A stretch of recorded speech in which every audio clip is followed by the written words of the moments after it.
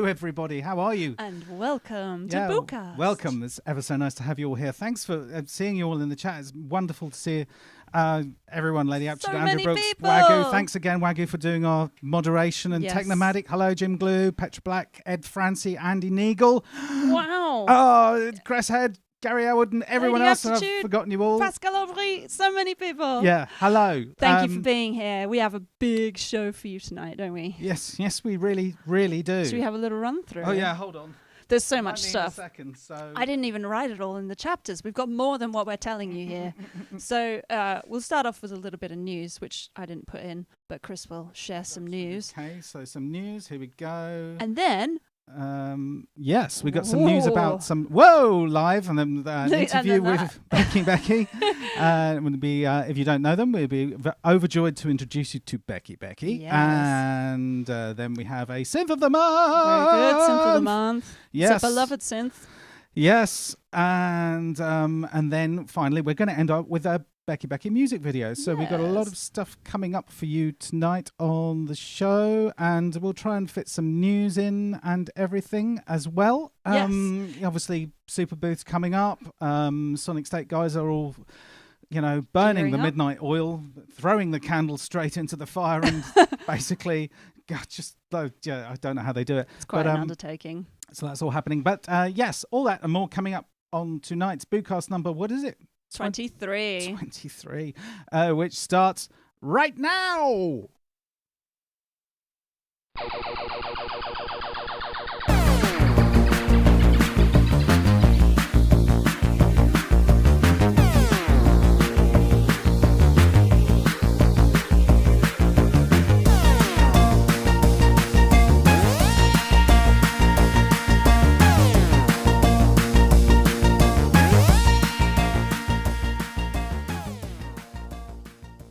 Mix it up with a sway, Yeah, ghosty sway. dance Nice today. swang. I like it. So yeah, how are you doing? You I'm right? very well. Yeah? I'm very excited. I mean, actually, somebody mentioned something on our Discord last month, which I wanted to take a deep dive on in this episode, but we've got so much stuff to share. I'm gonna have to save it for next episode because I ended up sort of writing a bit of an essay on this topic to do with Spotify. Oh, So yeah, that's a teaser the for next perennial month. favourite.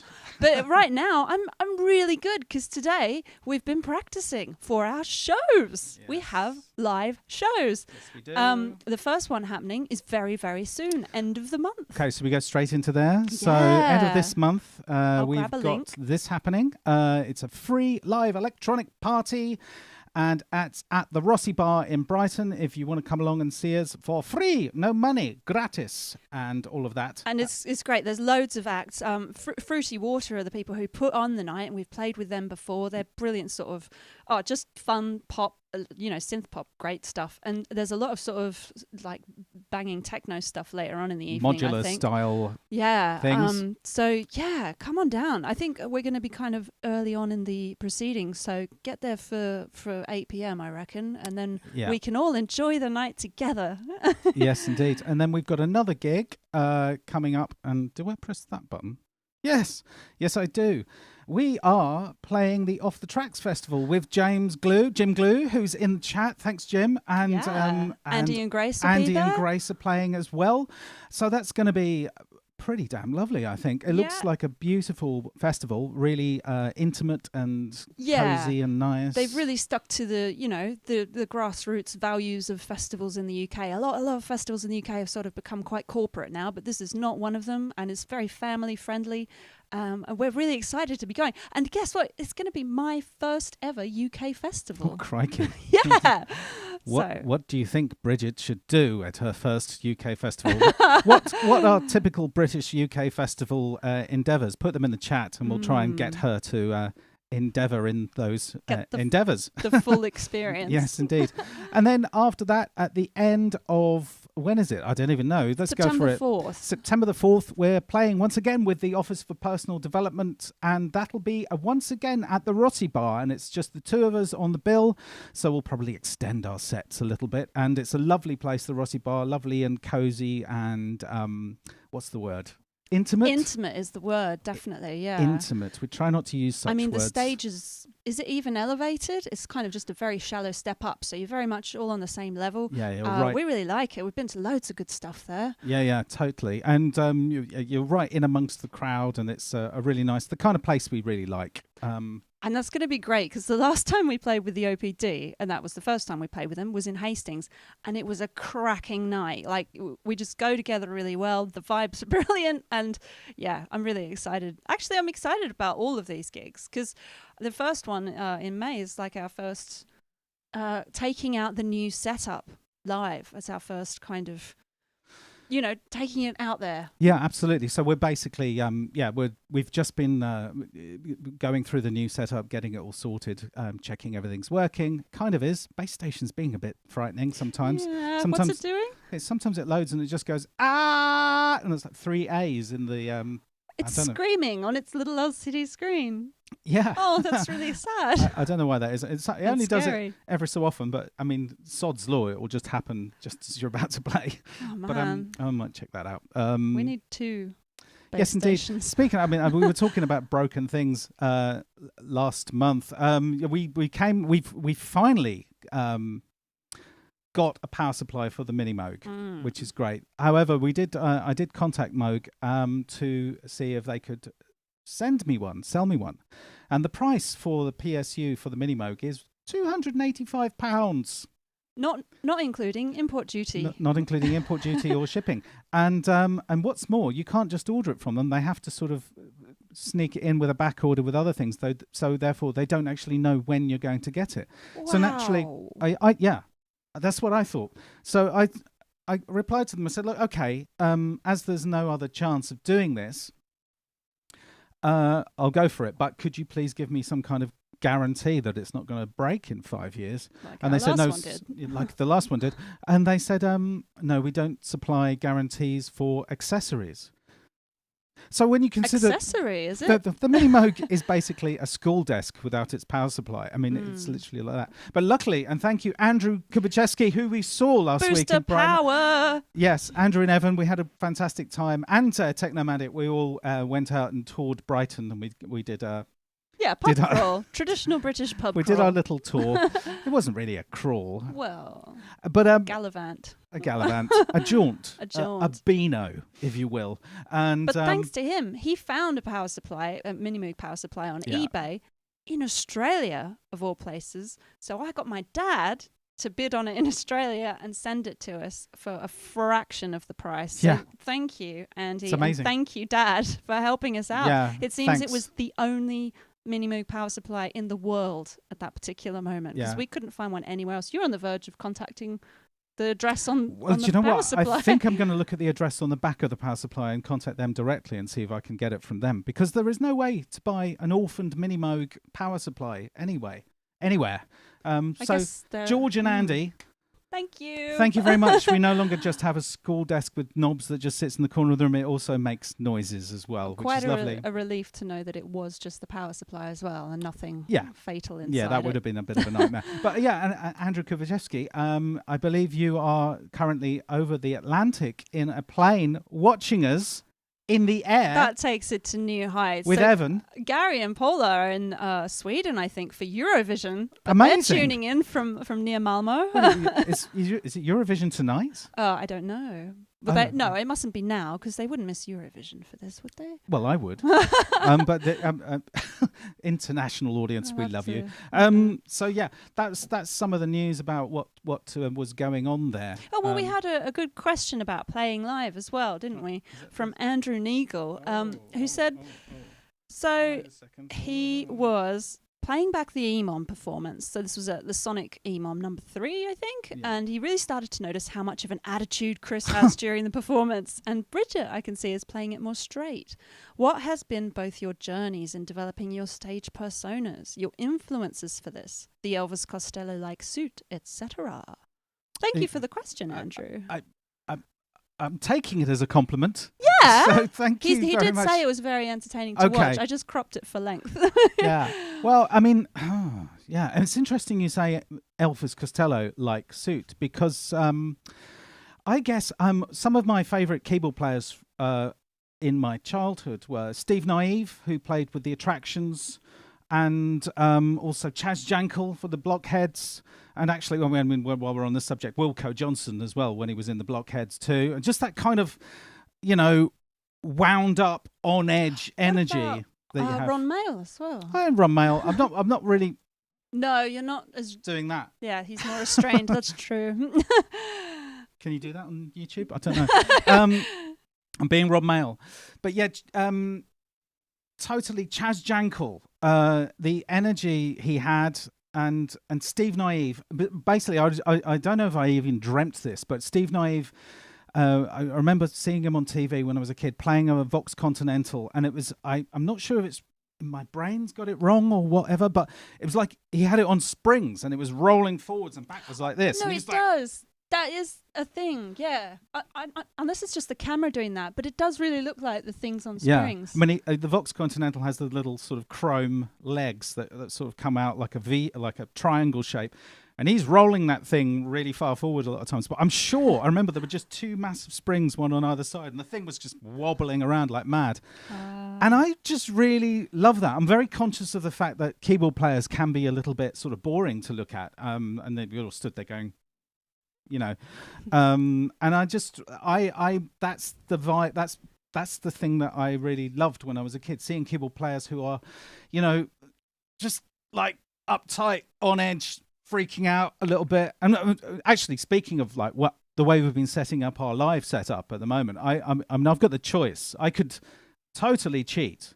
I mean, I could. We have the technology. Yeah. I could just stand there and go. We've even got the technology to make it look like you're doing a lot when nothing's happening. Yeah, like, I mean, I could just sit down, and read a book if I wanted. But I'm not doing that. No, but what I do is I tend to give myself almost too much to do, and I remember I can choose and just get it just right so that it's just enough tension on stage that I feel like I'm, just about to lose control. But I think that is born out of my love of those other keyboard players. I mean, also there are countless other keyboard players I love. I mean, why? I mean, I couldn't. Why would I want to be like Kraftwerk, for example? I couldn't do that. I couldn't do it. No. But yeah, that's the answer to that question. It's interesting because the reason I give myself so much to do on stage is because I remember once a lesson at drama school. When I was at drama school, we two groups of people were put either side, and one of them was told to just look and just look around the room, and the other group of people were told to look around the room similarly, but count the number of things beginning with the letter B, I think it was, and then we just sat and watched them, and the people that were counting the number of things with the letter B, although they were physically doing the same thing as the other group, they were oddly more interesting to look at. And the whole idea behind that is that when people are in action, when you're doing something, you become interesting to look at. So that's the idea. And apart from that, I mean, I just like pulling faces. You're very good at it. It's good for the muscles. Apparently, it keeps you looking young. Keeps you young. So pull as many faces as well. Oh, we were watching the Gurning Championships on the archive. Yes, we were. I can't do it. You try and get your bottom lip to touch your nose. Yes, don't try it because you might succeed. Yeah, and I think I hurt myself. But yeah, for me with the stage persona, I honestly just come at it through the music. I just really connect deeply with the feeling of the song. Well, I've always loved dancing, so that kind of comes through my body. I feel it very physically in my body, and I just explore that. Yeah, you're a really natural performer, and it's incredible to watch you because you're really focused, and it's really great to watch. Whereas so it's almost like you're the solid laser vision focused one, and I'm the going out of control, slightly losing it one. I think there's a good balance between the two, and I think that's kind of who we are. Yeah, really. Well, is it? Yeah, I think that's pretty well on the money. It's pretty correct. I'm so excited about getting to do these songs live. We are playing some from the new album, but some from old albums as well. But it's going to be quite a lot of sort of a party mix. Yes. Yeah. No, definitely. It's going to be all hits. High energy. All hits. One of them I can... you kind of have to learn where you can take breaths and move and do things at the same time, because otherwise it's just your body can't physically do certain things. From the diaphragm, darling. Yes, from but the it's diaphragm. Constant, there's like no breaks. But yeah. Yeah. So yeah, we're really looking forward to that. We hope we can see you at one or more of those gigs. Obviously, the first one's free, and then the other two are one's in a festival and one's going to be in Brighton. And we're always on the lookout for more as well. We did actually. There was another one that could have potentially happened, but that's been postponed for unforeseen circumstances. Circumstances. Yes. Unforeseen circumstances have the next gig by Battery Operated Orchestra has been cancelled due to I was trying to do a train announcement. It's the next train. I have that embedded in my mind from when I lived near Euston Station. I would hear it. You could hear it? Yeah. The next train. You could hear it from your bedroom? Yeah. That's amazing. Doo-doo. How exciting to feel like you're coming on. But yes, come to Off the Tracks, people. Yes. Do that. Yes, James. Come. We're going to be there for the whole thing. We're going to be camping, doing the whole festival thing. Yes. I will read the comments during our next segment on things that I should do at a festival. It's my first Have festival we got experience. Any? Fantastic. And I should say also, we call them tank tops. Someone says call this a vest. Someone says wife beater. Oh, yeah? Well, no, a wife beater's a white singlet, isn't it? That's what we used to call Stella Artois. Oh, yeah, that's the British, yeah. But it's these were very kindly gifted to us. We have a booniform. We have a booniform. For the Booniversity of Boo. Yes. That's too many boos. Can't say any more bees. I'm getting hot. Yeah, I'm getting so hot. I might have to take these off. I think we should cut to our amazing and fascinating interview with Becky Becky. We're both really glad we got to get them in the studio and talk to them about their new release, Human Animal, which came out last Friday. Yes. Let's just go right into it, because they're an amazing band, love their music, and can't wait to share this with you. So here we go. Here's the interview.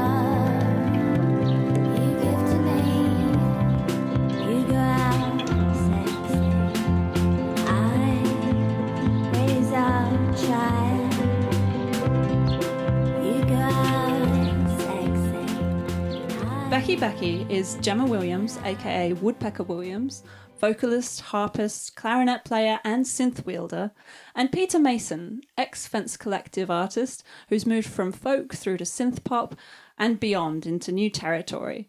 Welcome, Gemma and Peter. Hi. Hiya. Hey. So how did you guys come together to work as Becky Becky? Because you're both musicians in your own right. We were actually met just, I think, on the Brighton folk music scene. Do you remember how we met? You've got a terrible memory. I have got a terrible memory, but I remember you creeping up to me after one of my gigs with a CD that you'd made of a remix. Yep, of the song called Superman, which is actually on the last record that we did. Mm-hmm. Yeah. I'm going to ask about that later. So you met in Brighton in the folk scene, and you just basically... Yeah, so we had both been working in folk, kind of alt folk, indie folk kind of music for a while. Gemma still was, and I decided at the time that I kind of wanted to do something that I didn't know how to do, so I wanted to make electronic music. Because previously everything had been like on guitars and pianos and things like that. And I got to the point where I was like, I want to do something 100% solely electronic. And Gemma's music at the time was folk, but you had a lot of electronic elements in it. So I thought I could probably bribe you into joining the project. You didn't give me anything. Give you a good time. So you didn't even know each other when you brought that CD to Gemma? No. That's how you met as well? We'd been in a room together. Yeah. We'd been in a room together. Yeah. But that was about it. I think I knew who you were, because at the time you were doing loads of gigs. But But yeah. And basically, you heard the track and were like, I can get down with this. Yeah, I think so. I just thought, it sounds so weird. I reckon it'd be really fun. Like, it'd be really cool. Yeah. Cool. Well, there's a strong literary influence in all of your work so far. Good Morning Midnight is based on the novel of the same name by Jean Rhys. Maraca is based on a short story that Gemma wrote. So why is story such an important part of how you guys approach making music? You want to take that? It's a really good question. I think we might have different answers, but I think for me, there's something really exciting about taking a text that already exists and trying to transform it into a different mode. And also, I guess stories are like how we connect as people, and it sort of adds another dimension of being able to connect with an audience and like listeners. Try and create a kind of shared world with them, maybe. Yeah, I also think that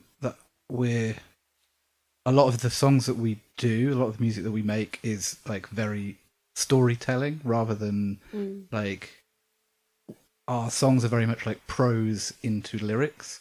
So starting from that approach, with like our inspirations in terms of lyrics come pretty much entirely from written fiction rather than being like other songs or other like turns of phrase. I think that a lot of our songs, if you just wrote them out, they almost form like a very, very short story. They tell a very direct story. They're pretty clear, and they just have more similarities with prose. And I think why that interests me, I guess, is I don't think I can write novels or fiction very well.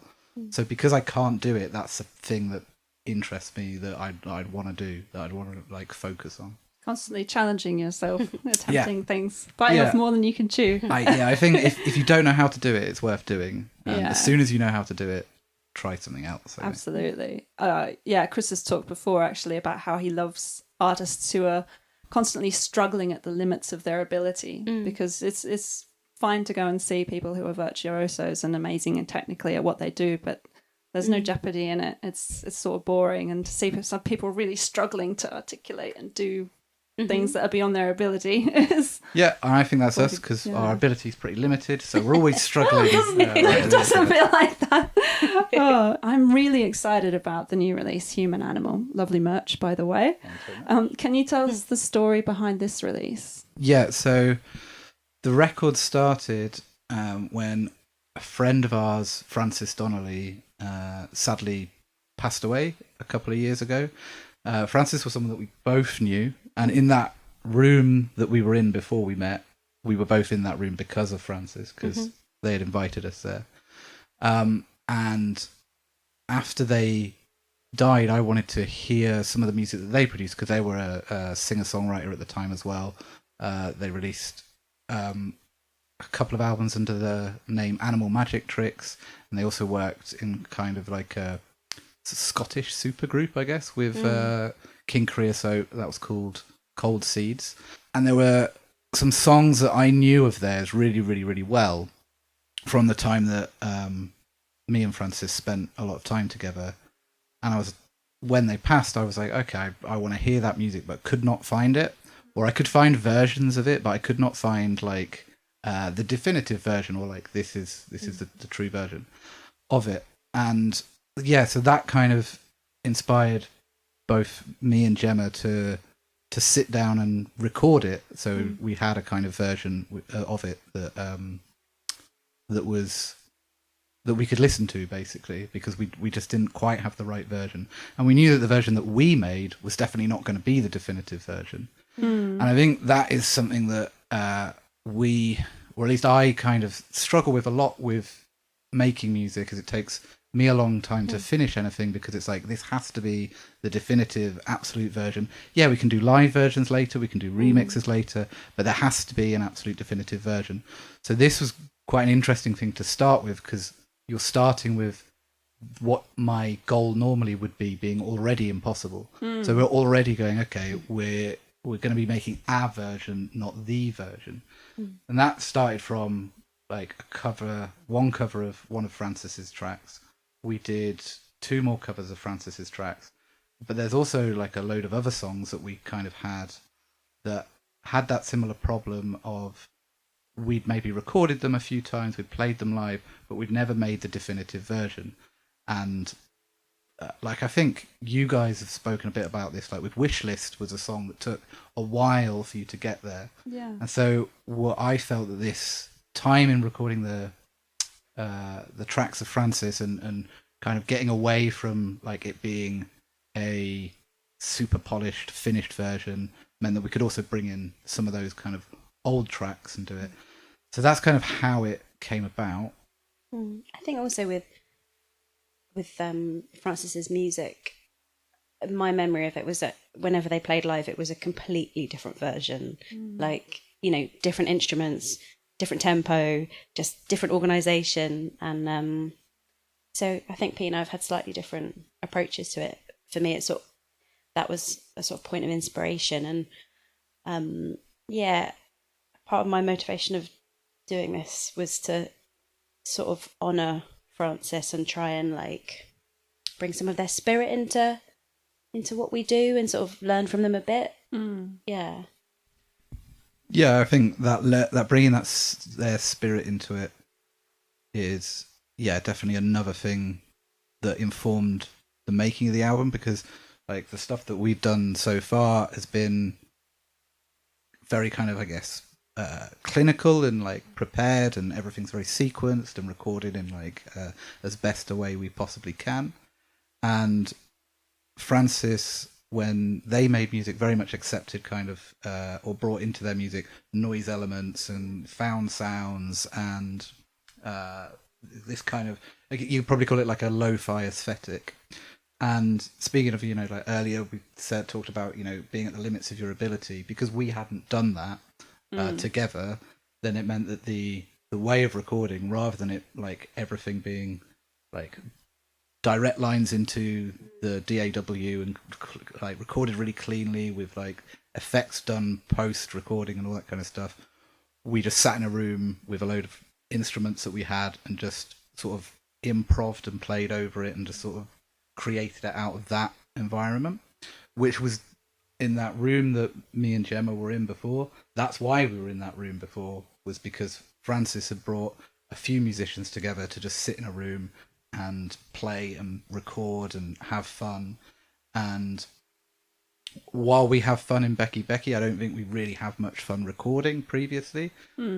So that's one thing that we brought into the approach of recording the album, was just sitting in a room and having fun. Sounds like it must have been quite freeing for you both but also challenging, because it's a way you haven't worked together before.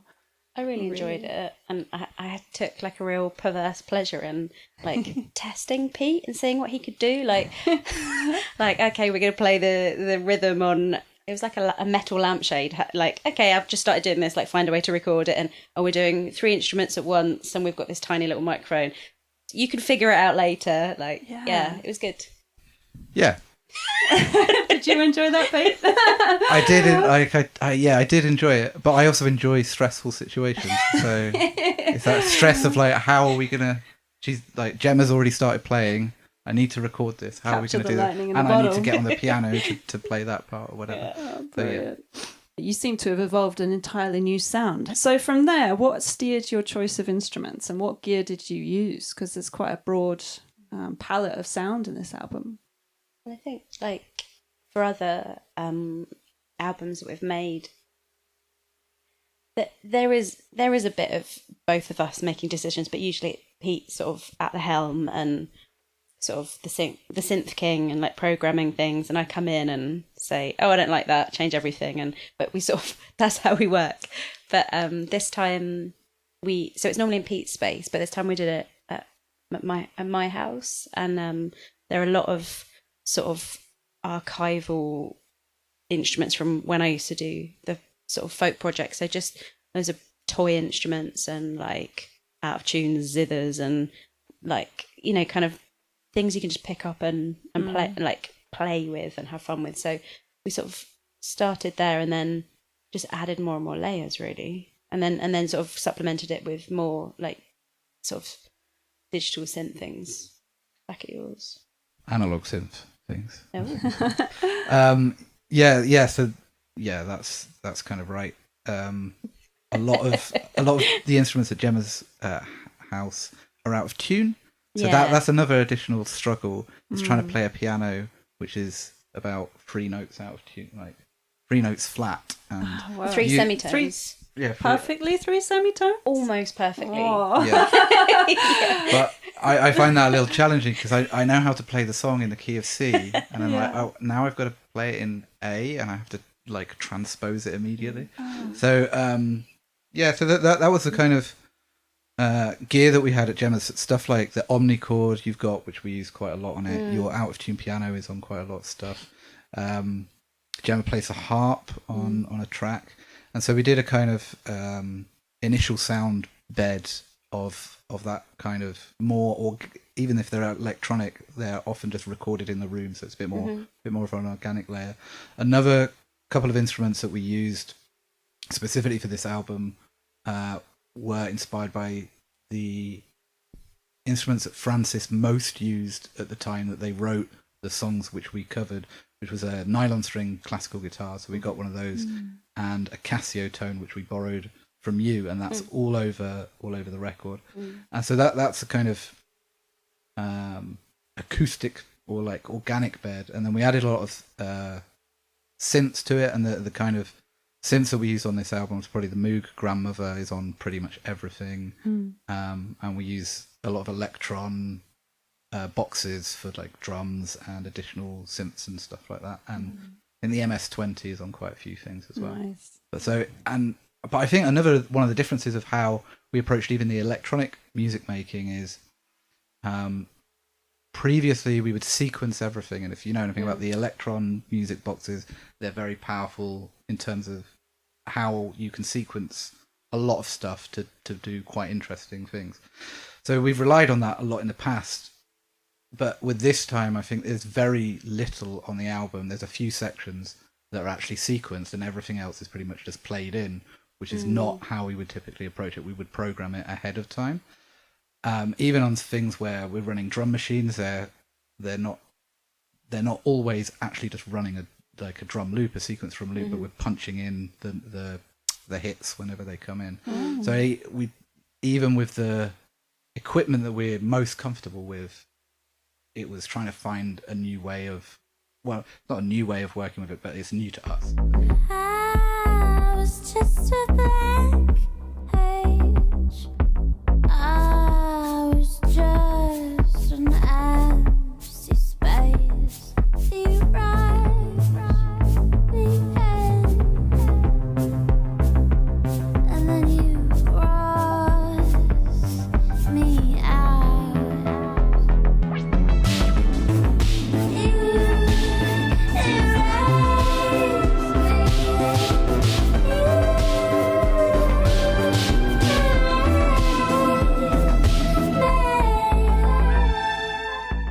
And with all those acoustic instruments, how are you miking those up in the room? Since I take it sort of an untreated room, and it's just there's instruments everywhere. Were there any problems with that? Or was it pretty straightforward? We had a mic. Was it your mic or my mic? We had a mic. Yeah. And a dictaphone. Ah. Yeah, we had a couple of mics. We had like a cardioid mic, a directional mic, a dictaphone from 1996, I think, which has got a really great sound of like completely. It's really good for vocals for doing, like that megaphone effect where you cut off the bass frequencies, but it picks up. It's got automatic, I think, compressor in it, so it just picks everything up in a really crunchy kind of nice way. So we used, that dictaphone is probably for the acoustic instruments that we use for the guitar and charango, it's like a mini ukulele kind of instrument. All of those kind of things, were mic'd up with a dictaphone basically, because it's just got that 1996 dictaphone sound that very hard to recreate. I don't know if you remember this, but we had a lot of I played a lot of recorder and penny whistles and the clarinet. Clarinet's got its own little pickup, but with the whistles and things and the recorders, I was just sort of wandering around trying to change the direction of it to change the sound. I don't know if that's actually had any effect in how it's been picked up, but It's had an effect in trying to mix it. I can tell you that. But just made it more difficult. If that's the effect you were going for. Well, with so much new process, were there any sort of major setbacks during the making of the album? Or was it just like each day presented a new, different challenge? We lost an entire day's worth of recording once. Do you remember that? no. Oh, Oh my goodness. Oh my, I've never seen you so close to a breakdown. And like, honestly, I thought this was like a permanent breakdown. You like, end of the album. yeah, I like it. Yeah, end of Becky Becky. It Oh was my complete God. despair, wasn't it? What happened? I Are you mean, ready to talk about it?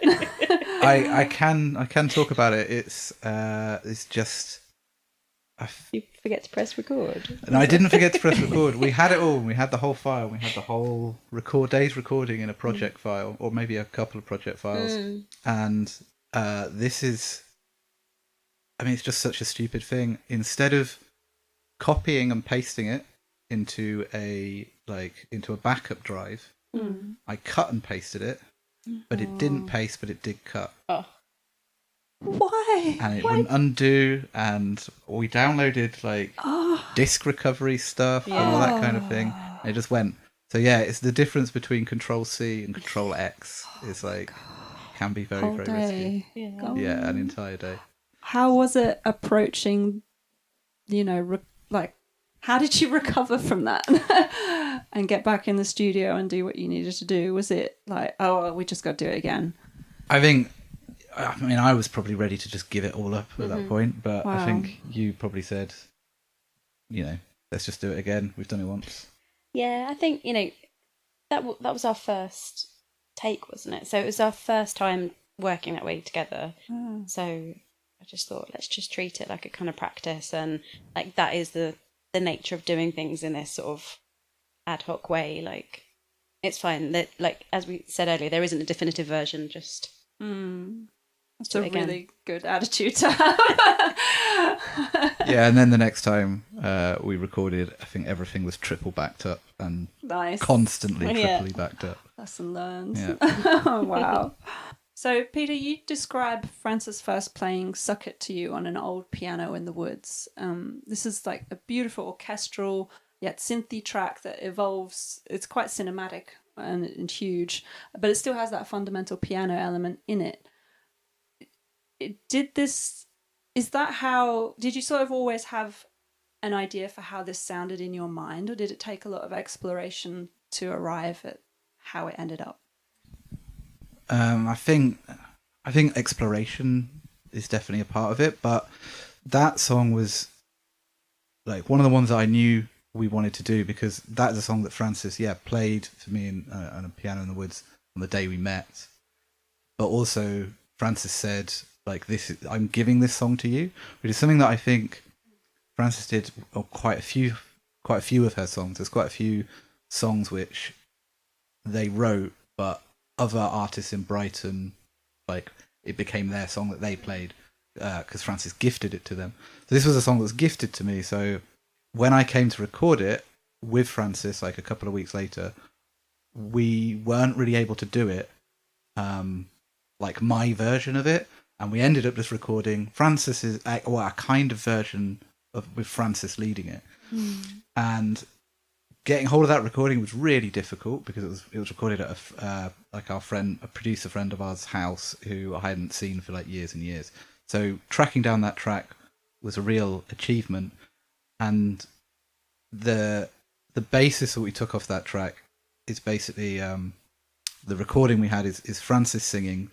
So we took the melody from that of the vocal melody, and then the whole thing is played on piano, and that piano part runs through the whole track. I think you start out by playing out on the harp for a bit, then it moves into kind of like a synthy bit, and then there is a piano-led bit at the end which does nod to the original piano part.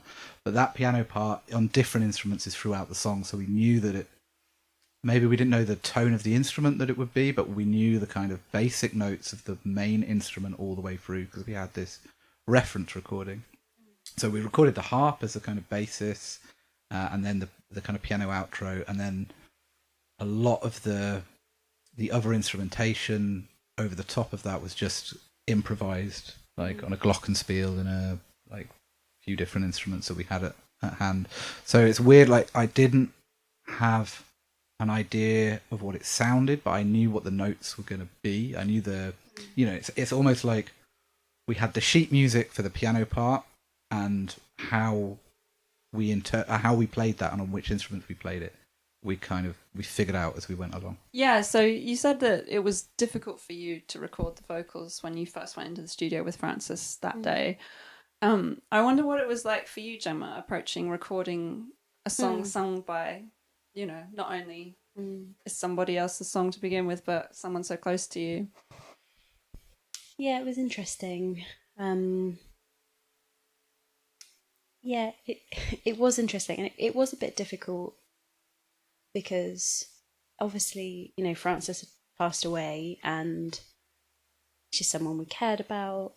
And there are also kind of, on the surface, quite a few things in common between Frances and I. And so by stepping into singing their songs, it sort of felt a little bit like it was a really fine line to walk between being like an invocation of them, but not wanting to try and like mimic them or sing it as they would have sung it, if that makes sense. So it was tricky, but it was emotional. It was difficult, but it felt like an honour to be able to sort of participate in their music. Yeah.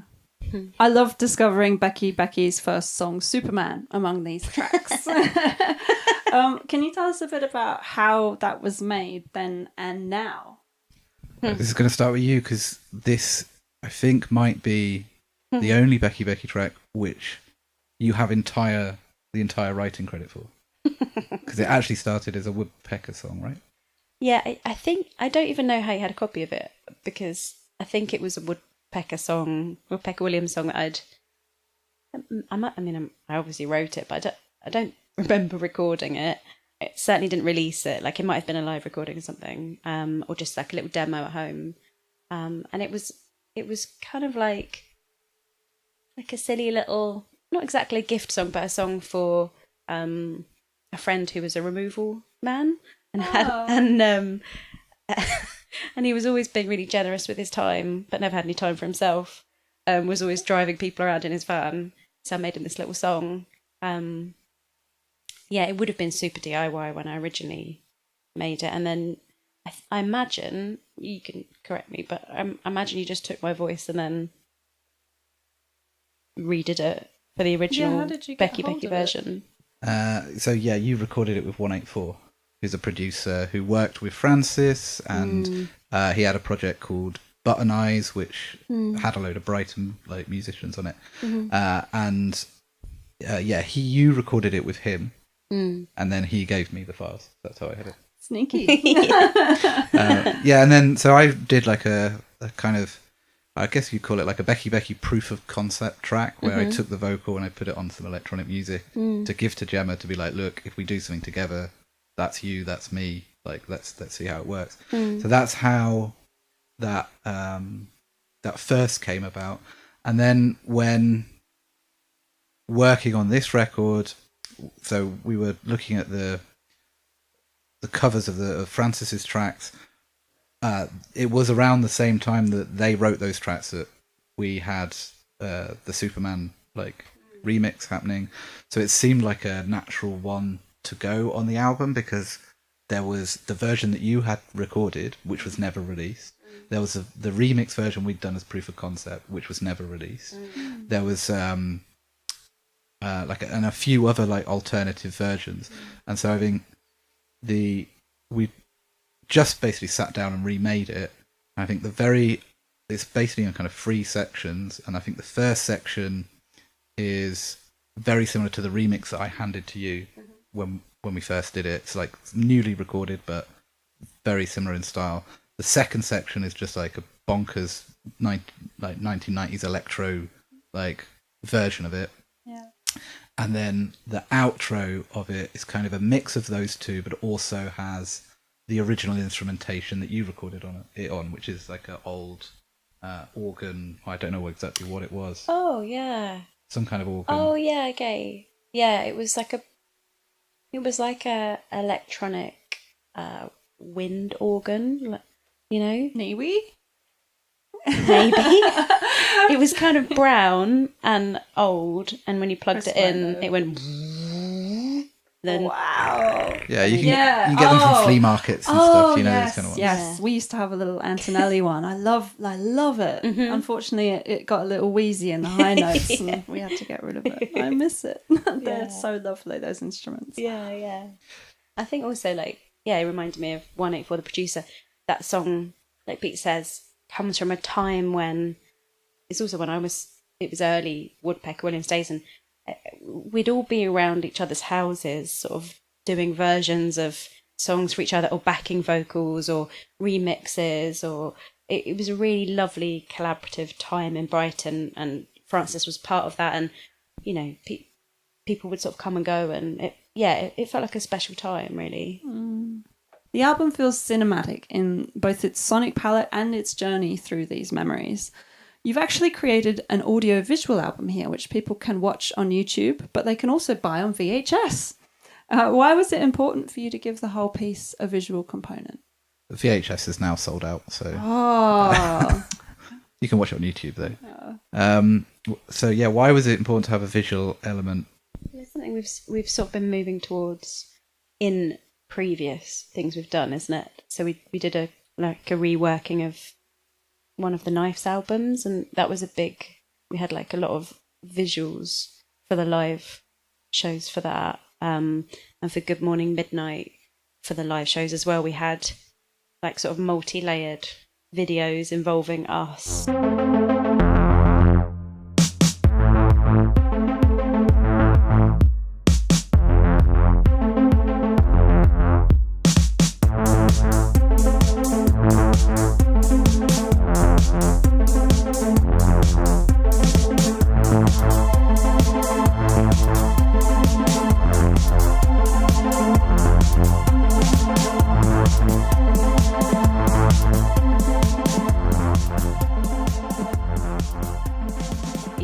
Dancers that came on stage. So I think we've always been interested in, like, again, it sort of ties in with storytelling, trying to enrich, I would say like enrich music as much as possible to help create these worlds. yeah. I think that's right. And I think what we try and do is just an audio album doesn't feel enough for us. So I think we always want to do like the audio album is the backbone of something that we build on top of it. So with Good Morning Midnight, the first album, I would say it's the show that we then put together with it, which was audio-visual, had dancers and people on stage and so on like that, and making that slightly more theatrical than just turning up and playing your songs or whatever. So that's what we do with Good Morning Midnight. With our second album, we did an album called Maraca, and we did that as a book as well. That was Woodland Recordings. With Woodland Recordings as a label for that one. And so that made it, at least for me, that makes it more interesting that you're making the album, but you're also making, in that case, a book.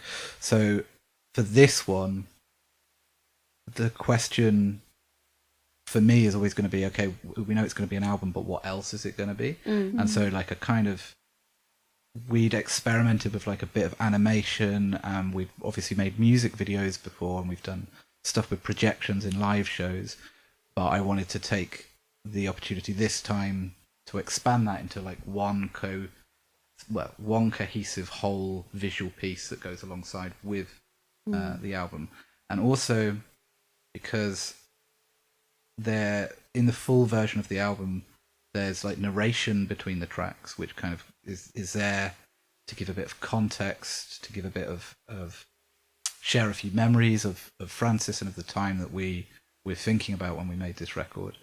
And I felt that it's that was almost going into podcast territory. I didn't want it to go into podcast territory because I didn't want to focus on that. I wanted it to be something a bit more visual. And then Gemma, for the project, created a load of illustrations I was like, okay, we've got illustrations, we've got narration, we've got the music, and I think we can put that together into like a linear experience, start to finish.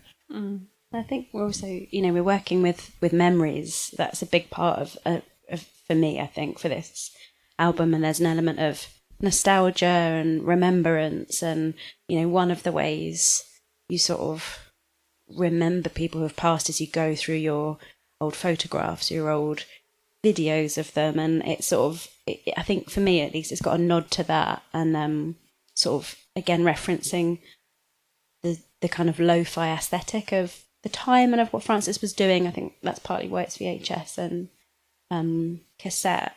And then, so I did do some drawings in the first place that's for Pete to sort of animate and take inspiration from. But I also found a bunch of old diaries from when I was a teenager at my parents' house with creepy little drawings in, and gave those to Pete to kind of,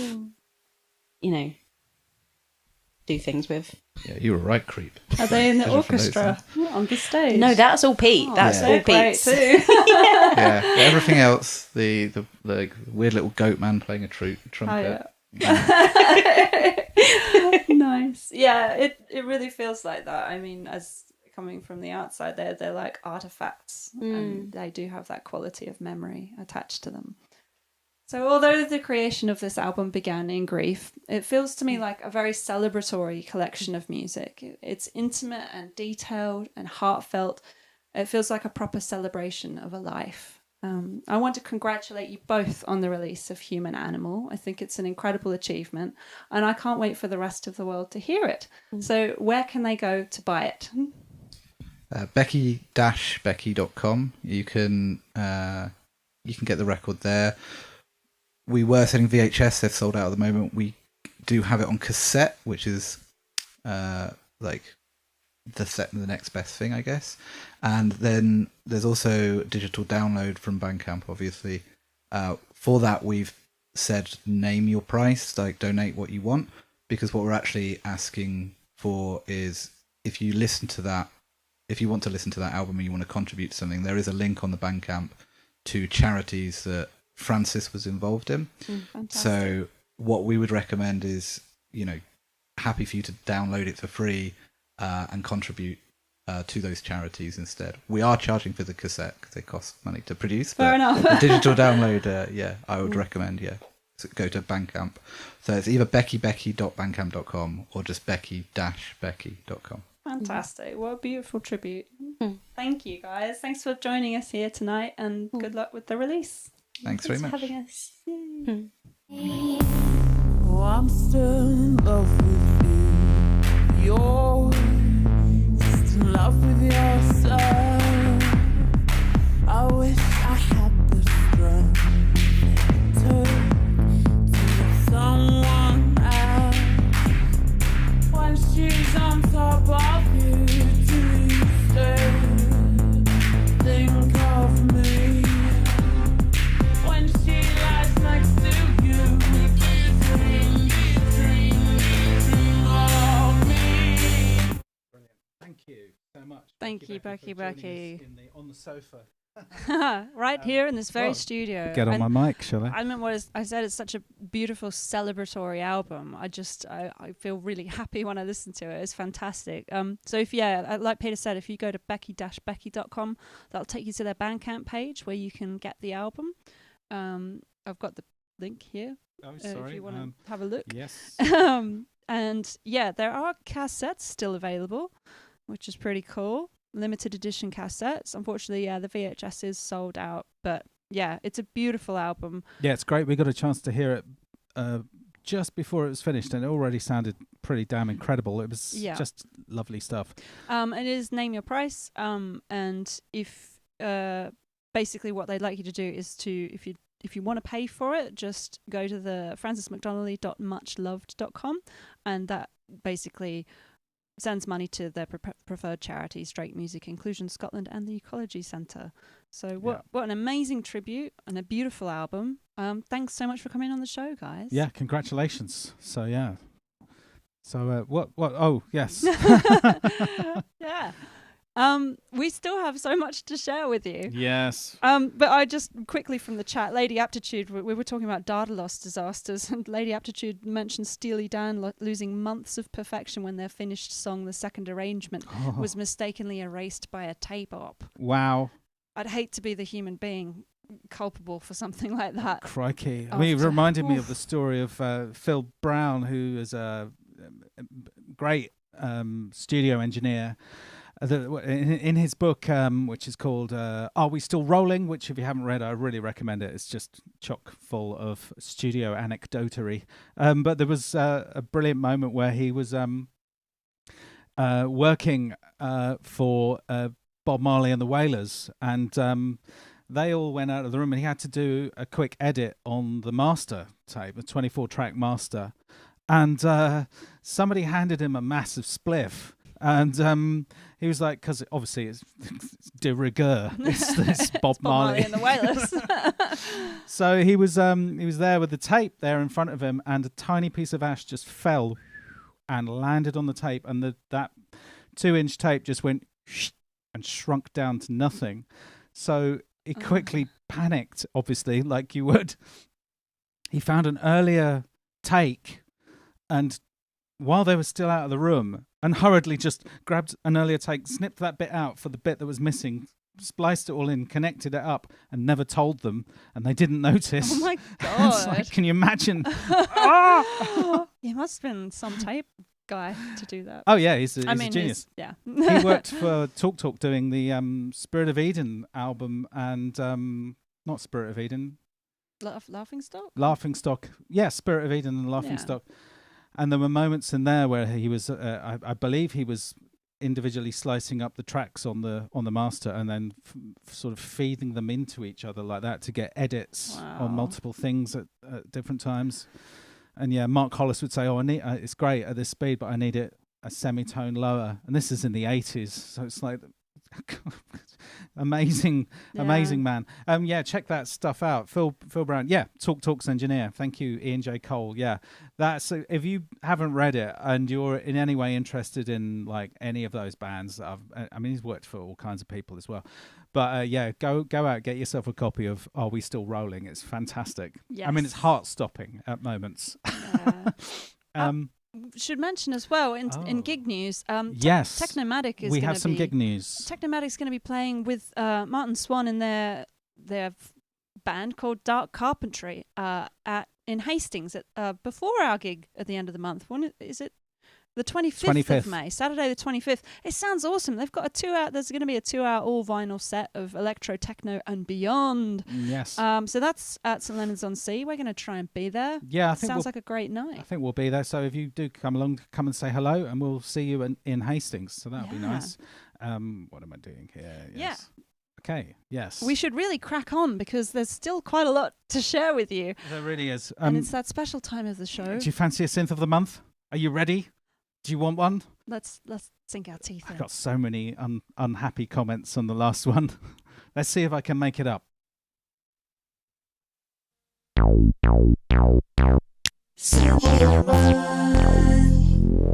The BOOcast synth of the month is the Arturia MicroFreak.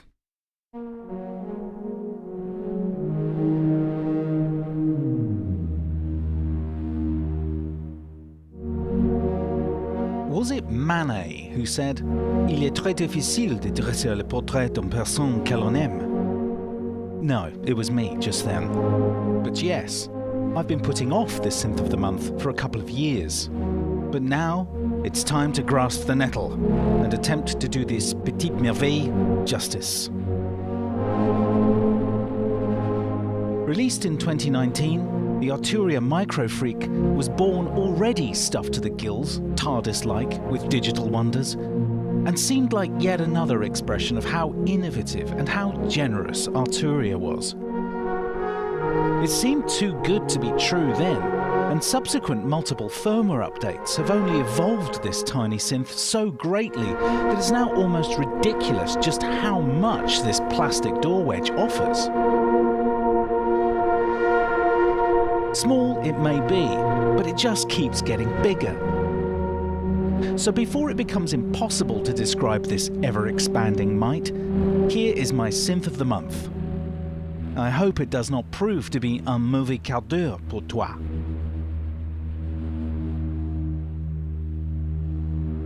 So finally I come to the Arturia MicroFreak. Oh my god, it's tiny and incredible.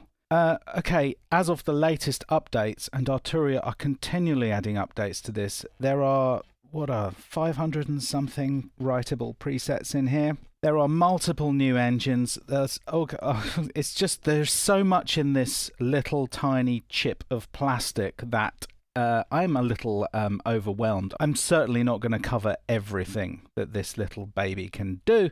I'll do my best. I mean, I'll try and cover the most important things that come to me.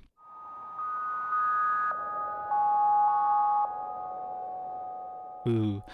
And I have a little bit of reverb on the MicroFreak, just a tiny bit, when there are no effects built into this. I think that counts in its favour, because what's going on here is nothing short of miraculous, really. So for those of you who don't know what this thing is, it's a tiny paraphonic digital synthesizer, but with an analog 12 dB multi-mode filter, a bit like a SEM filter. So we've got low pass, band pass and high pass, and it sounds very nice. I'm going to try it on this. There's the low pass filter. Oh, there's a really nice OLED screen that shows you what's going on. So there's our resonance.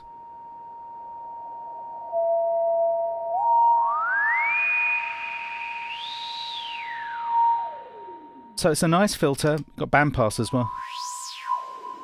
And high pass. It works really well. It's lovely in conjunction with the digital synth engines. Now, let's find an initialized patch and we'll just start from scratch. Right, there we go. There's an init.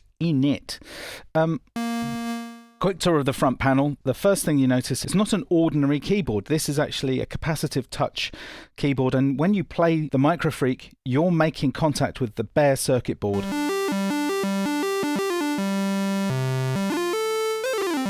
Which has a very particular quality. It's quite difficult to play if you're used to playing an ordinary keyboard, because, I mean, you can't normally I have my finger resting on the thing I'm about to play, but you can't do that. It just triggers. So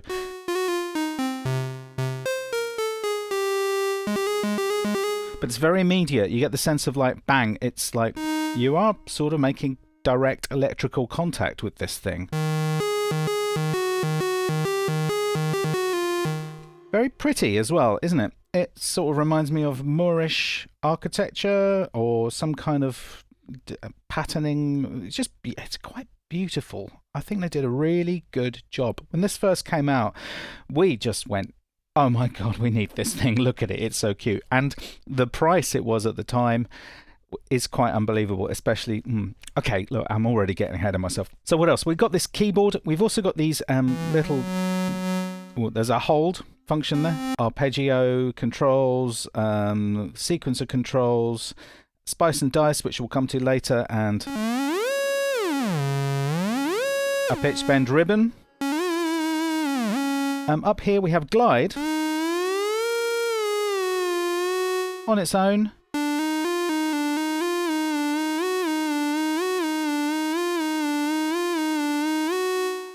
I mean, it's great. It's just there. Very immediate. Dare I? Yes, okay, go on. Then we have the modulation matrix, which it's just great. So we can take modulation sources, which are listed down here: cycling envelope, envelope, LFO, pressure, key, arpeggio. And we can give it to these 4 destinations here: pitch, the wave, the timbre, or the cutoff.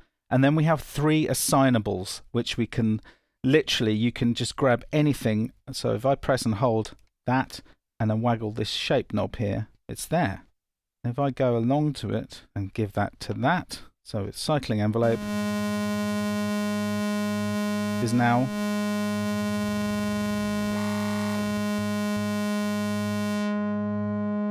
you can just hear that. I'll just go back in here. So now Very quickly, I've just assigned this knob to this envelope here. And if you want to get rid of it, you press and hold it, and it goes, which is nice. So that's the modulation matrix with its little button, which is an endless encoder, which goes around that, but also it's a button. Click and press. Then we've got a paraphonic button, which enables you to... So when it's not lit, it's monophonic. When you hit that, you can play up to 4 notes. Now, it's paraphonic in the sense that we've only got one filter, but inside the digital oscillator, each of the engines inside, it has 4 copies of itself. So if you make any changes to these sound engines, they sort of work polyphonically. So it's halfway between paraphonic and polyphonic. Also, if you press and hold Shift, you get unison. And if we go into utility, we can change the unison spread. So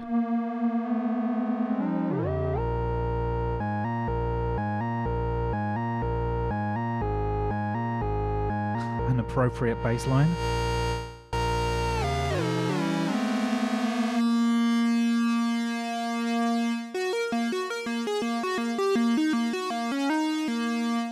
If we press this panel button, everything on the panel is it basically puts it into manual mode, and it's not a preset you're listening to anymore. It's everything on the panel is exactly as where it looks like it is. And then we have the save and utility functions, where if you make a sound, you can save it, name it, give it a type. So those ones are bass, but you know these are all basses actually. But you get pads, leads, sound effects, whatever.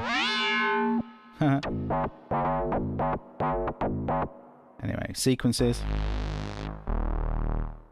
And utility gives you control over the preset. So if we go into the preset, you press this button. Again, this is a Rosssha encoder with a button. So click to get in. Voice, modulations, preset volume, scale, sequence ARP, vocoder. So yeah, there's all kinds of stuff you can do there. Master volume, and then onto the next line here. So there's the glide knob, which we already saw. These 4 orange buttons here are where we get to mess with our digital oscillators. Some of them have been borrowed from Mutable Instruments, who made all of their code open source, and there are some others from other companies as well. So let's have a look at the engines. Go back to a init patch. The first one is basic waves. And it goes from a square to a saw. And then there's pulse width. And I think that's a sub. So if we, for example, timbre there, that's pulse width. So we want a classic pulse width modulation type sound. Let's take our LFO and attach it to timbre. There we go. Give it an amount. And with our LFO's down here.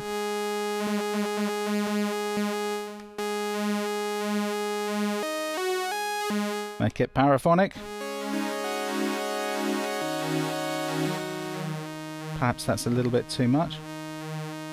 No, there you go.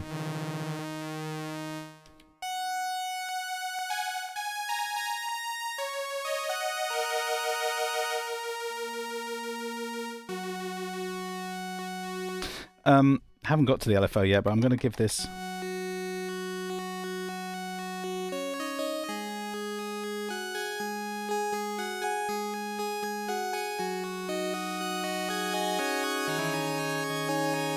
That's attached to the sample and hold to the pulse width modulation. So that's basic waves. I'll just disconnect that. There we go, press and hold, disconnecting that connection. So we move on to the next engine, and the next engine is Superwave. It's a multiple oscillator super saw type thing. It starts with the saw. And the next parameter is detune. And the final parameter is, that's how much. But we've also, as well as saws, we've got triangle.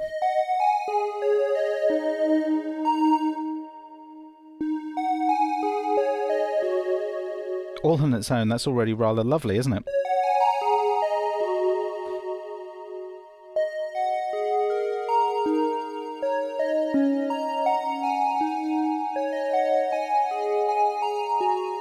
beautiful already. Let's have a look at the next one.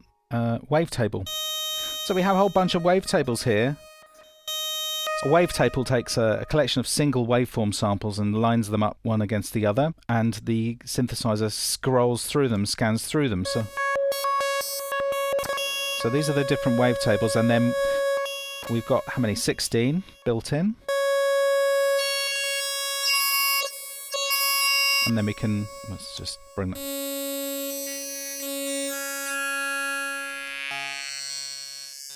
And so instead of waggling that knob, I'm just going to once again attach the LFO to timbre.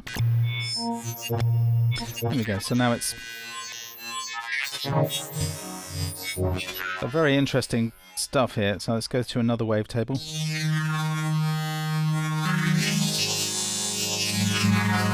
So this is one of the examples where if you set the oscillator to change its wavetable through time, I believe we've got independent envelopes. So if you set it to, can you hear that? That's kind of, obviously it could almost be a filter opening or closing.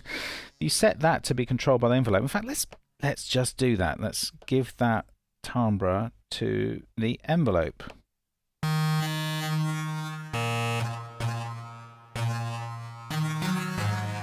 So that works polyphonically now.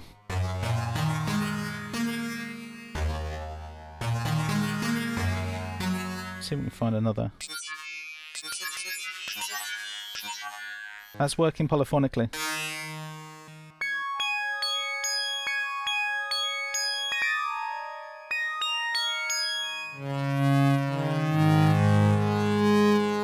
Anyway, you get it. So wavetables, let's move on. Harmonics. Again, 3 simple controls of the oscillator. There's a chorus at the end of this one.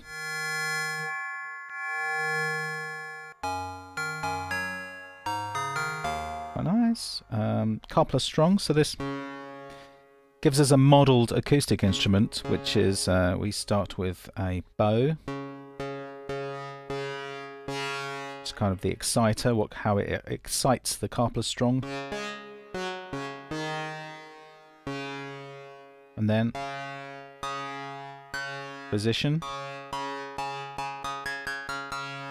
Remember, all of these can be modulated. Let's do that again, and I'll do this.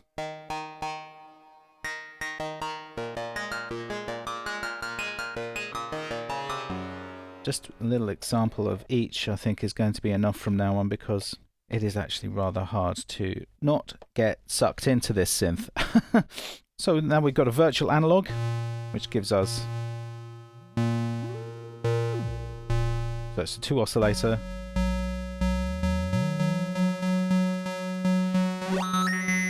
With a sync. Let's make that monophone.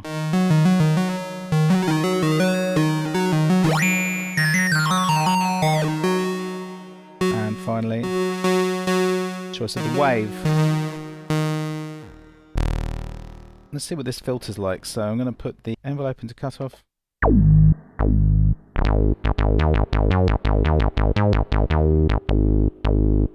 So you see that's a pretty good.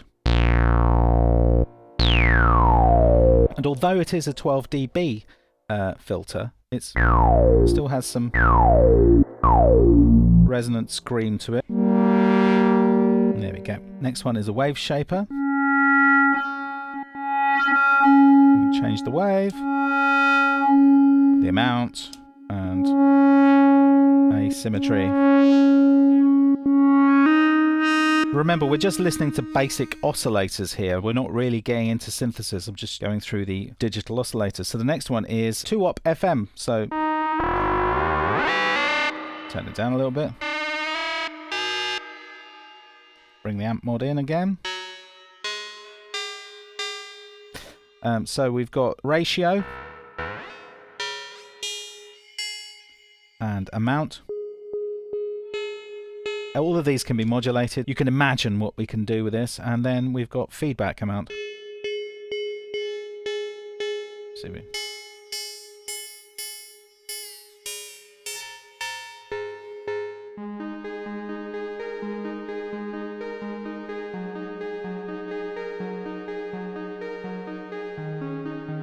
formant.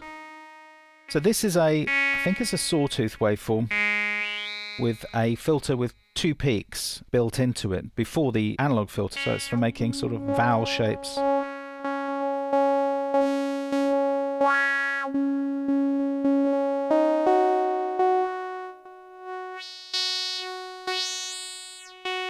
Next one is chords. And we can change our type of chord.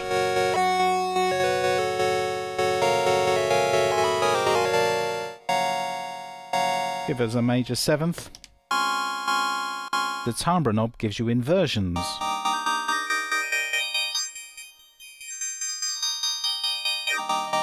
Yeah, of course, I mean, it seems to be the timbre knob is the one I most want to modulate. So let's do that. Modulate with LFO.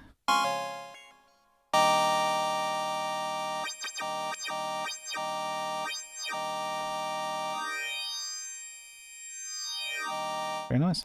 Chords, speech, which is a bit sort of silly. So we've got some words. Whoops.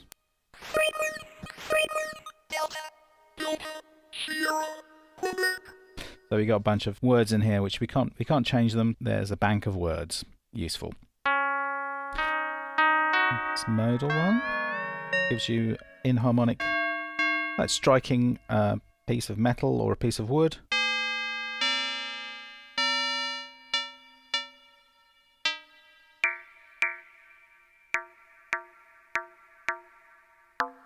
And that works independently of the envelope. It's like it's got its own envelope.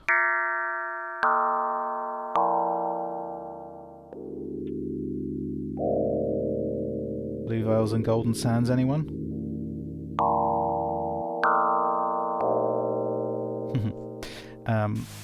Next we have noise. Now this is one of the updates brought this oscillator. It's great for making hi-hat sounds, I guess. I'll change the noise type.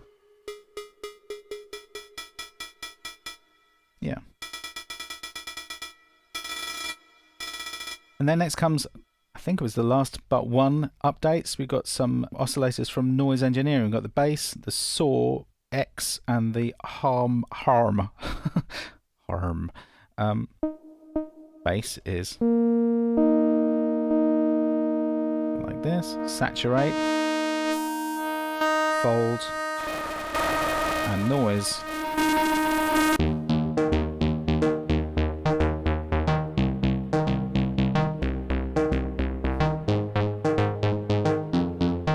Next one is saw. It's got a sync. Sounds like stink anyway.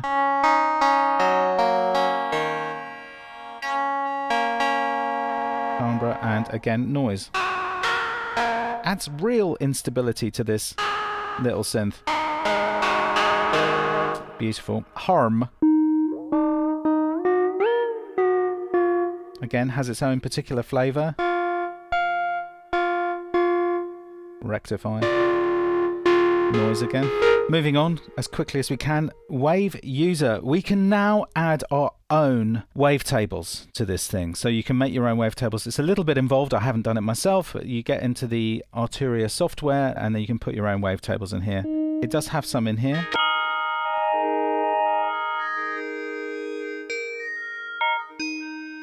Here we go. Samples.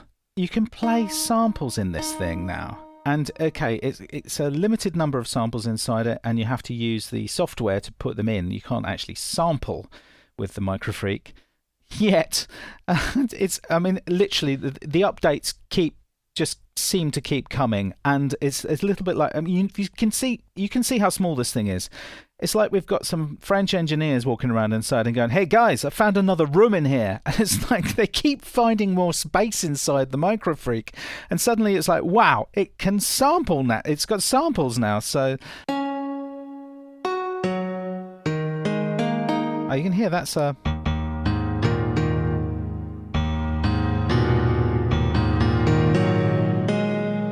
piano.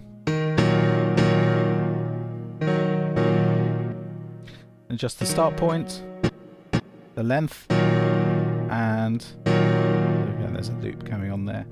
So samples and grains. Granular engine in here.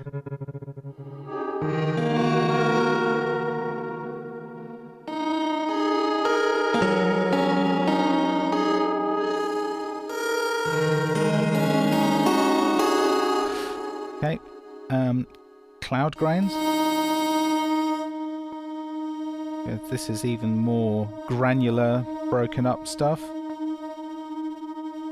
3 controls, start point, start at the beginning, density. I'll turn that right down, we should be able to hear what's going on. So yeah, it's looping that little part. Chaos is randomizing it a little bit. Density is increasing the number of grains, I guess.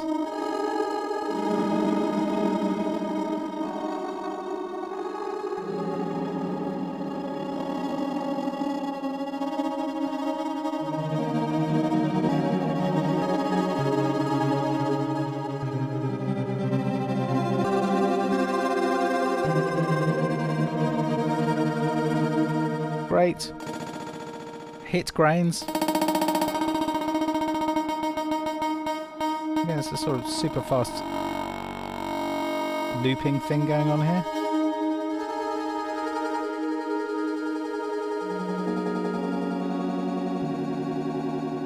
It's using the same sample because I haven't put a different one in. There's a vocoder. You plug a microphone jack into the headphone jack. Unfortunately, I'm using the headphone jack right now. You can use it as a vocoder, and yeah, that's it. Is that enough? I mean, come on. Look. What the hell? There's so much in here. Anyway, let's go back to something simple. Basic waves.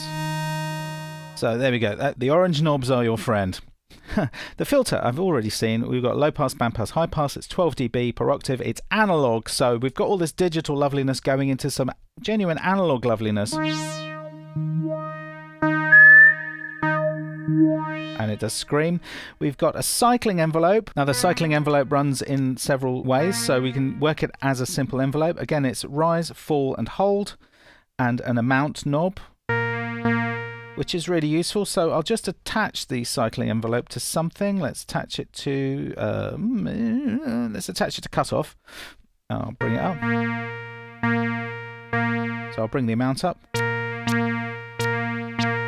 Again, although it's digital, and although we've got this modulation matrix here, there is so much immediate control, like this thing.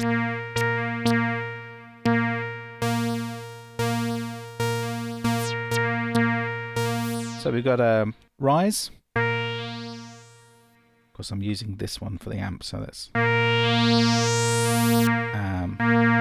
fall. And sustain. Exactly like the second envelope, fall is, if you think of it as decay, it's also release. You can even see on the little drawing we've got here. So as I bring up the decay time, the release time increases too. If I hold shift, we can change the shape of these. I'll just make that longer so you can see. You can go from logarithmic to exponential. Logarithmic, exponential. So that gives you the slightly more plucky sort of plucked sounds. The cycling envelope, we can also run it and it loops.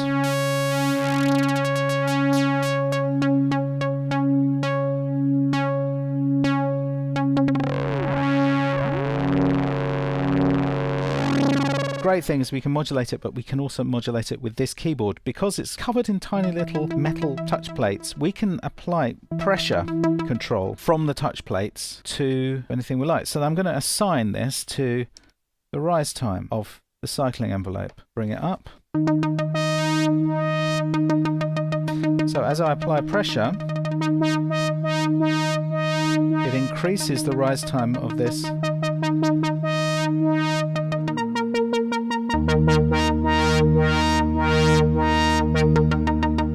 We've got our ordinary envelope, which can go to amp mod if you want, or you can take it off. And it's got built-in filter mount.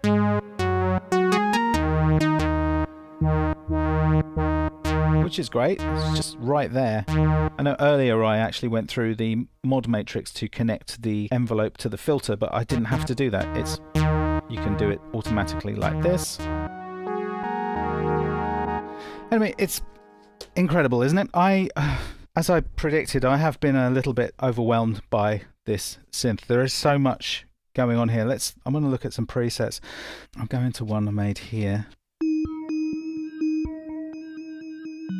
So what type of... So this is using the waves. On the bottom, I'll just press hold. So we've got a little sequence here.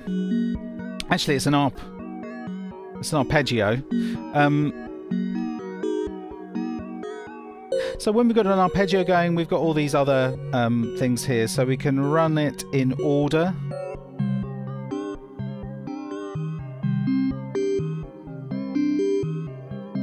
Which will play it in order. We can play it back in random. And then there's pattern, which gives you... Every time you touch the keys, it produces a different random pattern and then sticks with it. Which is lovely. And on top of that, we've got these two buttons, spice and dice. So spice, we can add a little bit of spice to it. Adds a little bit of random changes. Let's try that.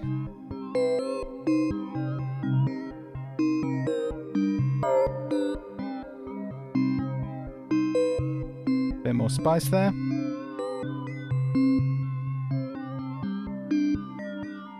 So it takes the notes you've put in and it sort of adds to them or takes away and slightly generates its own pattern, but informed by the notes you've put in, which is quite lovely for coming up with little ideas. Furthermore, we've got dice. We roll the dice.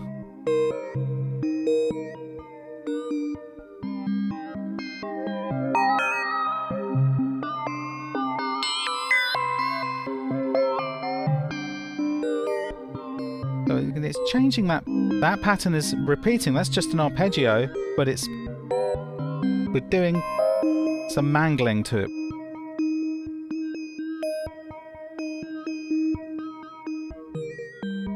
And we've got octaves we can add. Let's go up to 2, 3, and 4.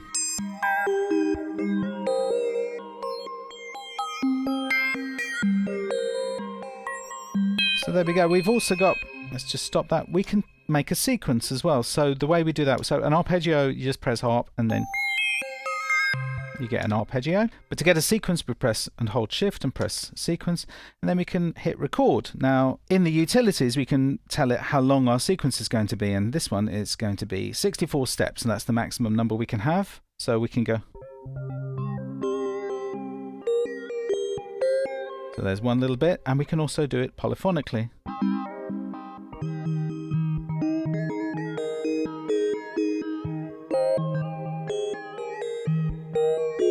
And we can add rests.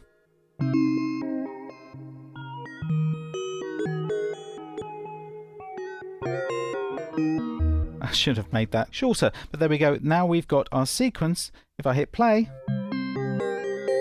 it plays. I can also play it by hitting a key on the keyboard, so... And I can transpose it up and down.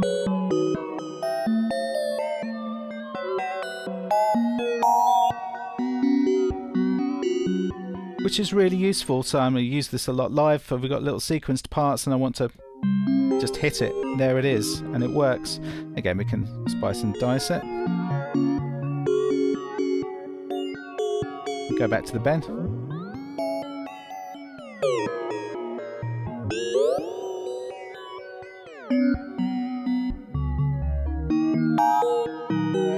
Furthermore, in the sequencer, we've got 4 lanes of automation we can have, and I'm going to find a sequence here. Mad drums. So you see, in the sequence, these 4 lights light up when we've got automation. So I'll just...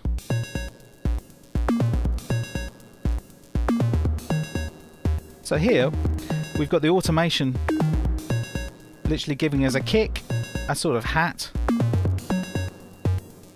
and a bass line, and we can transpose it as well.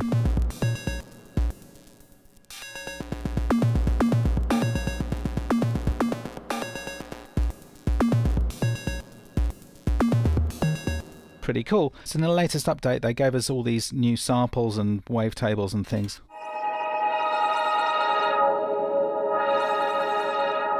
So cutoff is attached to pressure here.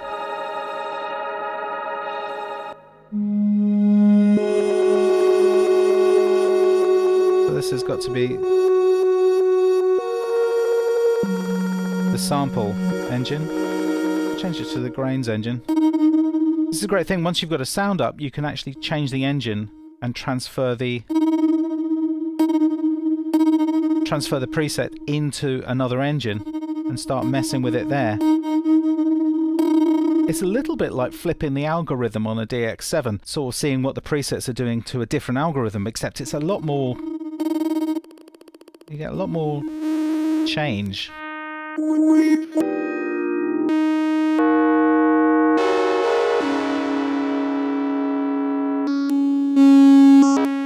Love it.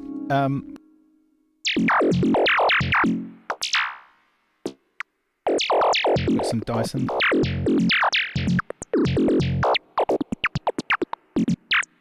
So yeah, Dice very much messes with the gate time of sequences as well.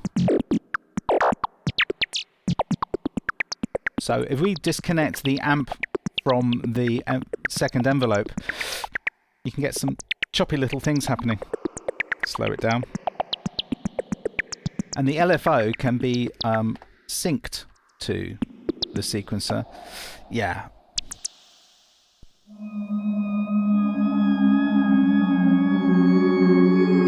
And it has this curious sort of...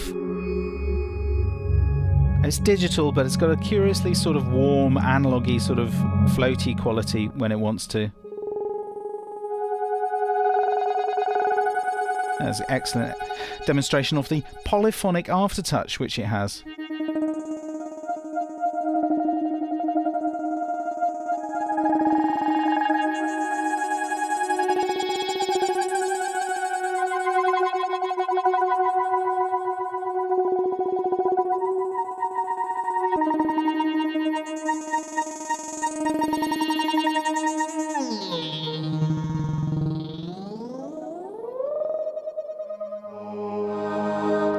Some, it's either wavetable or it's a sample.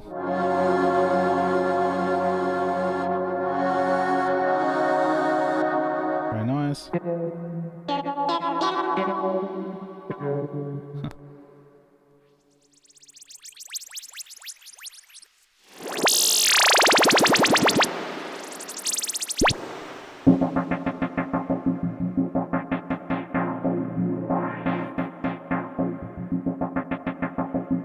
Anyway, as you see, I mean, I could get carried away forever on this.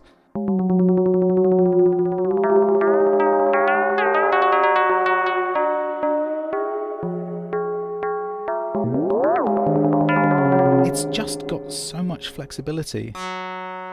It's ridiculous. And let's see what we've got here.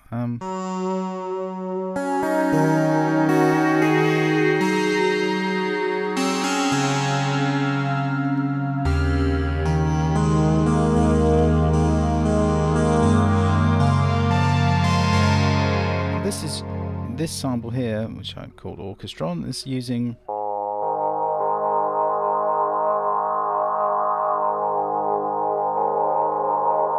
I believe a wavetable.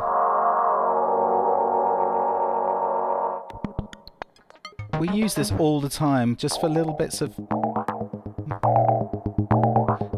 rhythmic stuff and whatever, and like, you know, you can always, if you don't like what it's doing, you can give it a little nudge.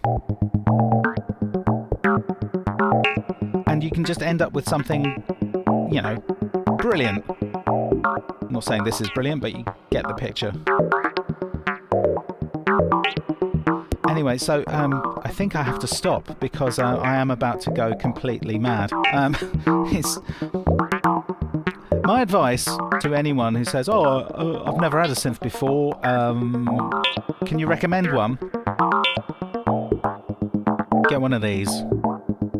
It's just got so much joy inside it, and it's literally, it's top quality, and it's got, there's some real digital heritage in here. There's some modular heritage in here with all those oscillators provided by very well-respected modular designers. There's some analog heritage in here. We've got this 12 dB filter, which is a nod in the direction of the Oberheim SEMs, and there's cycling envelopes, and there's so much, and the whole thing is programmable, and every single preset gets not just one, but 2 sequences. So that is so generous. And Arturia keeps seeming to find more and more space inside this thing. So you'd be silly not to. And indeed, as I said before, this thing is the price of 10 of these will get you the Polybrute. And I never answered the question I set myself in the Polybrute review, which was, is the Polybrute worth 10 of these? And, I'm not sure it is. Imagine if you had 10 of these. Oh yeah, it's got CV outs, and it's got MIDI in and out at the back, and all that stuff, whatever. This is a beautiful synth. Yeah. Thanks for watching.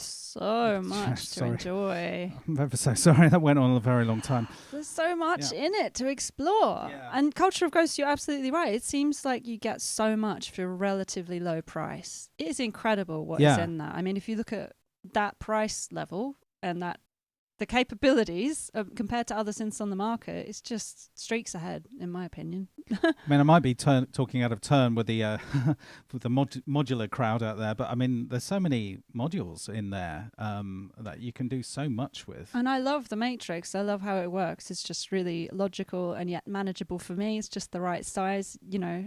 I love it. It's accessible. It's easy. It's fun to play with. It's just fun to explore. Yeah. I think I probably had a little bit too much fun there. No, it was great. Nicholas Bryant said, so much bang for the euro. Mine pairs up nicely with the Minilog XD. And Kosh Dukai said theirs is paired with the Hydrasynth, so it can play samples. Yeah, lovely. I mean, what a pairing. Plays well with others, doesn't it? It does, yes. And I can't remember who asked earlier on about transposing sequences.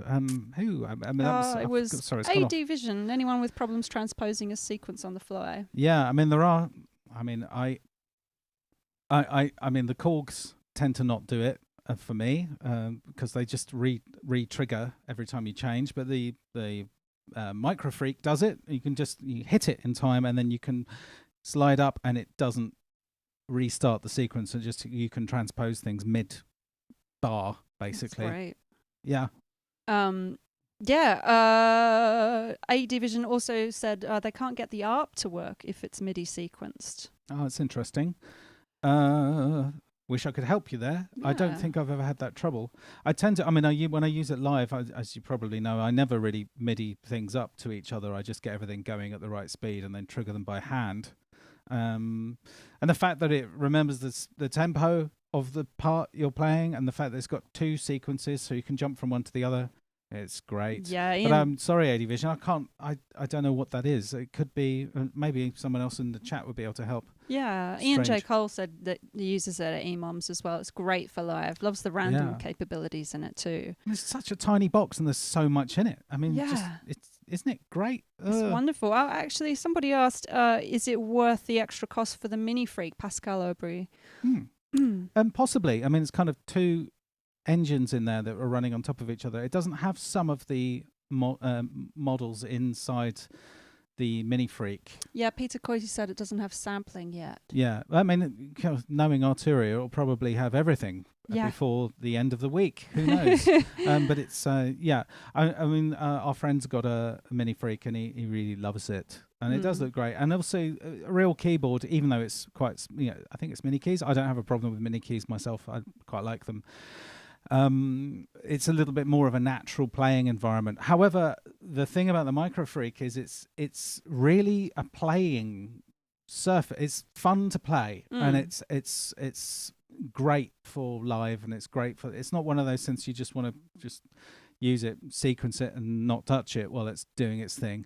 It's get your fingers on those little touch plates. It's really lovely. It was really absorbing. I love it. Pascal Aubry also asked, did you use it on a clearing for the Japan-like percussion noises? That's a good question. The song's at the end of Snare, and it starts off with beep, boo, boo. No. That was the Dominion. Yeah, I set the Dominion up to fire off a bunch of. I set its LFO to random, and it's another one of its LFOs to random, and I just set a bunch of pulses into it, and it was the Dominion that made those noises. But I do use the MicroFreak a lot. There's a lot of tracks. You'll be able to hear its fingerprints all over just about anything.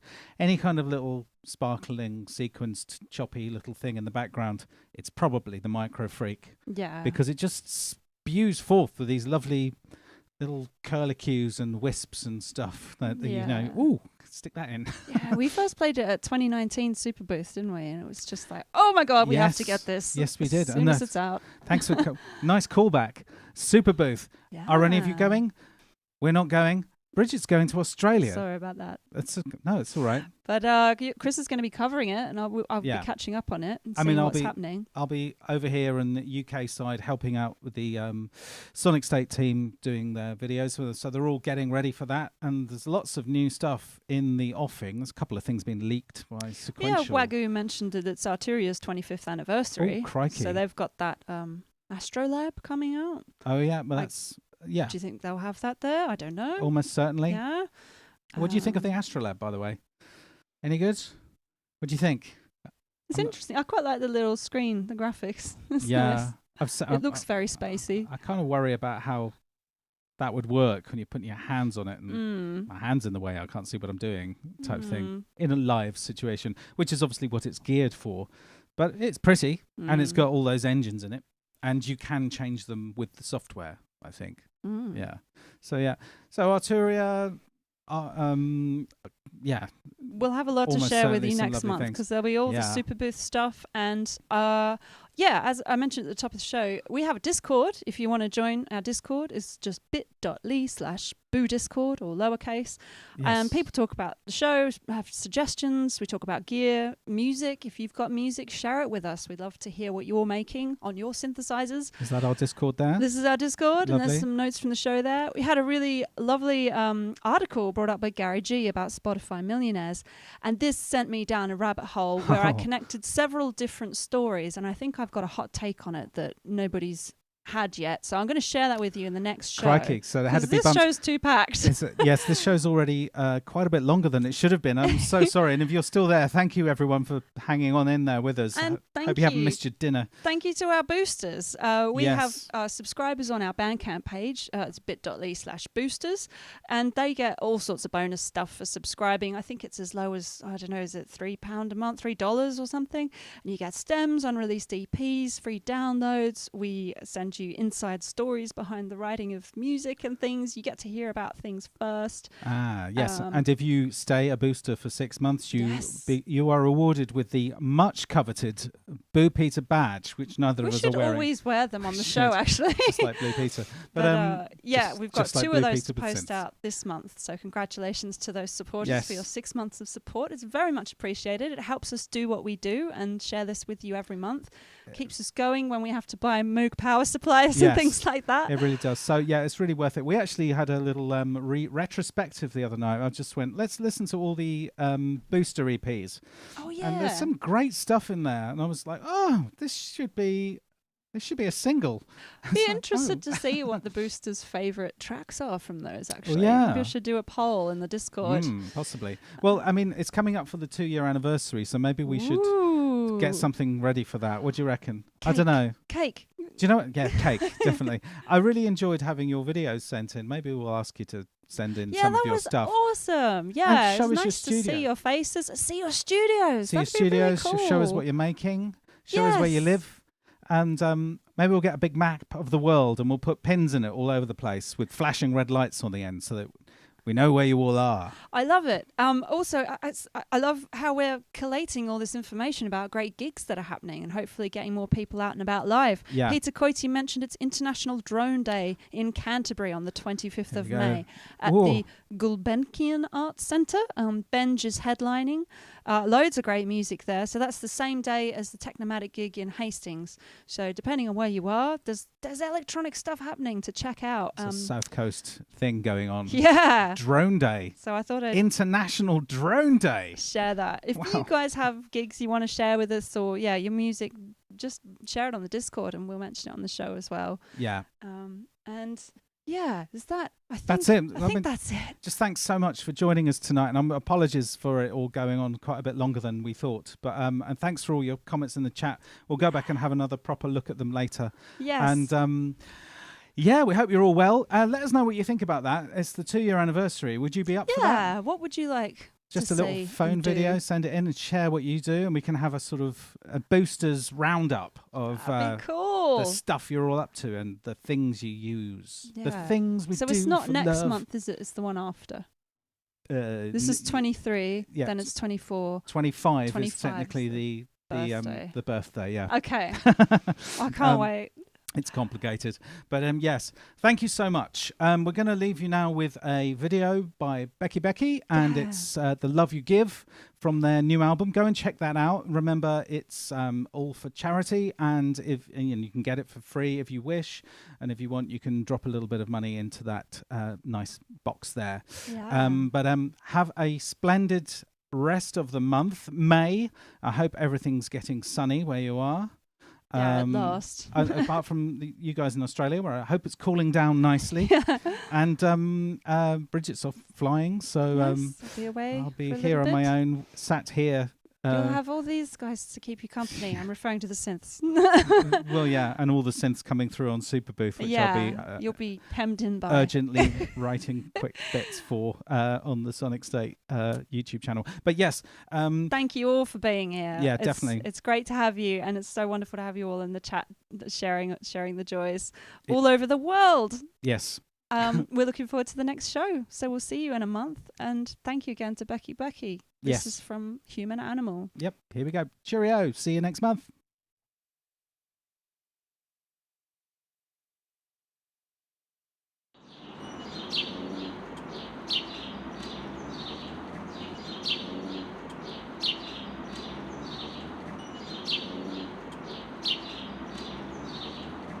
Mm-hmm.